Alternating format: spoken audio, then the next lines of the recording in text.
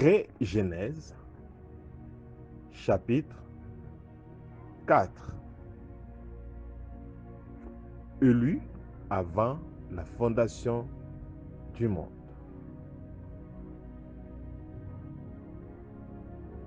Nous attendons souvent cette expression que nous sommes élus avant que le monde n'existe. Voyez, par la préscience de Dieu, il nous a vus d'avance. Vous voyez, il a vu d'avance tout ce qui existe maintenant et tout ce qui a existé dans le passé et tout ce qui existera dans l'avenir. Vous voyez. Avant de créer quoi que ce soit, Dieu a tout vu avant que quoi que ce soit n'existe. Quelqu'un pourra dire par là. Par conséquent, donc Dieu savait que Satan serait Satan. Dieu savait que tout le monde et tout ce que nous vivons aujourd'hui comme événement, Dieu avait vu cela d'avance. Ma réponse serait affirmative. Dieu avait vu cela d'avance. Et une autre question sensée serait, mais pourquoi alors Dieu n'a-t-il pas empêché que toutes ces calamités n'arrivent? Voici ma réponse à cette question. Dieu n'est pas l'auteur du mal. Dieu n'est pas l'auteur du trouble et tout ce qui existe comme mal aujourd'hui.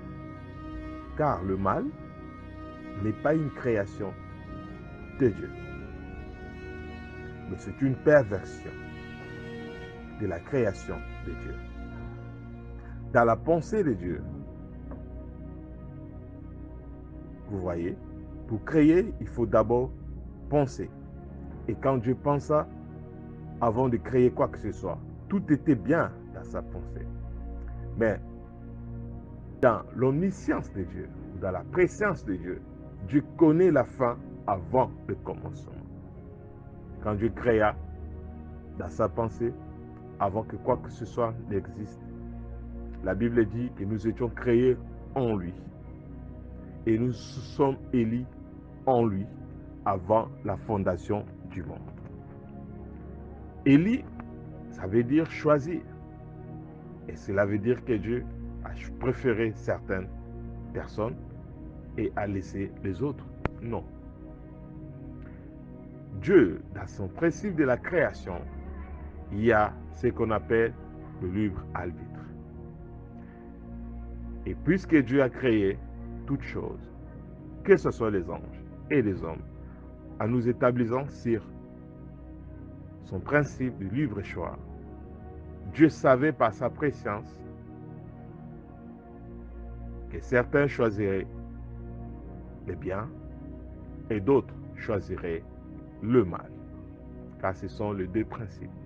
Mais Dieu n'a pas créé le mal. Alors pourquoi Dieu établit ces principes? Parce que par sa préscience, il nous avait vu d'avance. Il a tout vu d'avance. Il a vu des anges d'avant, avant même qu'ils soient créés. Et en lui, Dieu savait qu'il était un sauveur, car c'est l'un des attributs qui était en lui. Vous voyez? Or, lui, Dieu, il existait par lui-même. Il n'y avait pas d'ange, il n'y avait rien, seulement Dieu, El Elohim, celui qui existe par lui-même. Il n'y avait que lui et lui seul. Mais en lui, il y avait des attributs, des sauveurs. Vous voyez? Eh bien, que va-t-il sauver? Si rien n'était perdu. Il savait cela. Il savait que ce grand attribut qu'il y a en lui allait produire quelque chose là-bas qu'il pouvait sauver. Vous voyez. Par là, nous voyons que la volonté parfaite de Dieu c'est que Dieu a créé, Dieu devait créer, tout devait être parfait. Mais il y a une autre volonté de Dieu qu'on appelle la volonté permissive. Dieu allait permettre que le mot arrive. Il allait permettre, lorsqu'il avait créé Lucifer, il savait qu'il va se pervertir et devenir Satan, afin que les desseins de Dieu soient accomplis, afin que la chute arrive, afin que Dieu soit le Rédempteur. Car le Rédempteur, c'est un des attributs de Dieu. Il fallait que l'homme se perde pour nous sauver, car le Sauveur, c'est l'attribut de Dieu. Il fallait que l'homme tombe malade, afin que Dieu manifeste sa puissance, la guérison. Vous voyez, car le guérisseur, c'est l'attribut de Dieu. Il fallait que l'homme meure, afin que Dieu le ramène à la vie, le ressuscite, car la résurrection, c'est l'attribut de Dieu. Vous voyez, nous pouvons énumérer et continuer. Dieu n'a pas créé la mort. Dieu n'a pas créé la perdition. Ce sont juste des perversions. Mais d'avance, Dieu avait vu cela. Une question que quelqu'un pouvait se poser. Mais alors pourquoi Dieu n'a pas empêché cela? Dieu n'a pas empêché cela. C'est parce que en lui, il y avait des attributs qui devaient se manifester. Tout comme il pouvait, s'il n'avait pas créé, il ne serait pas le Créateur. S'il n'avait pas créé, il ne devait pas avoir de sujet pour pouvoir l'adorer afin qu'il soit Dieu. Vous voyez. Donc avant que Dieu crée quoi que ce soit, il n'était même pas encore Dieu. Il était Elohim, c'est lui qui existe par lui-même. Mais il fallait qu'il crée et qu'il y ait des sujets pour l'adorer, afin qu'il soit Dieu. Et il fallait aussi que certains se perdent, afin qu'il leur sauve, afin qu'il soit le sauveur. Et ainsi de suite. Voyez, par sa présence, il a regardé la terre et il a vu tous ceux qui l'accepteraient. Et puis, quand il a fait cela, il a dit, pour sauver ces gens, le seul moyen pour moi de faire, ce serait de descendre moi-même et d'être fait chair, prendre le péché de l'homme sur moi et de mourir pour lui, pour que je sois celui qui est adoré, parce qu'il est Dieu, l'objet d'adoration. Vous voyez. Donc quand Dieu a vu toutes ces choses d'avance, il a pourvu de moyens pour que son attribut s'accomplisse, se manifeste.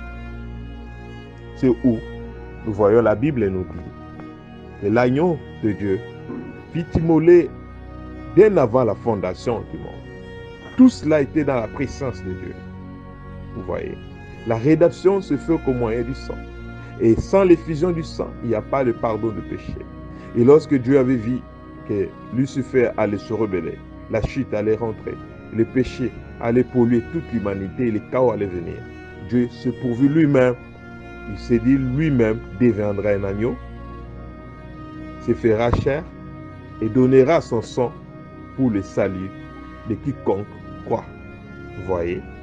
Et maintenant, quand nous disons que nous sommes élus en lui, bien avant la fondation du monde, quand Dieu a regardé, quand il a immolé l'agneau dans sa pensée, quand il s'est donné lui-même pour sauver l'humanité, et par sa loi libre arbitre, tous n'acceptèrent pas.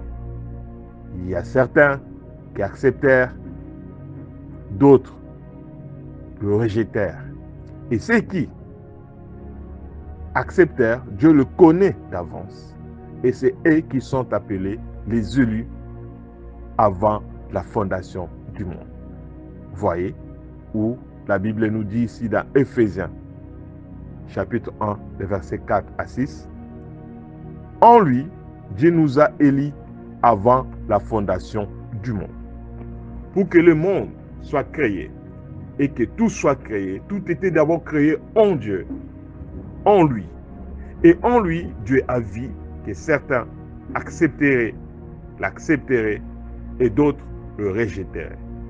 Dieu a vu que certains, après la chute, quand il va envoyer ses serviteurs, quand il va envoyer sa parole, viendront à la lumière, et que d'autres n'accepteront jamais et ils rejetteront.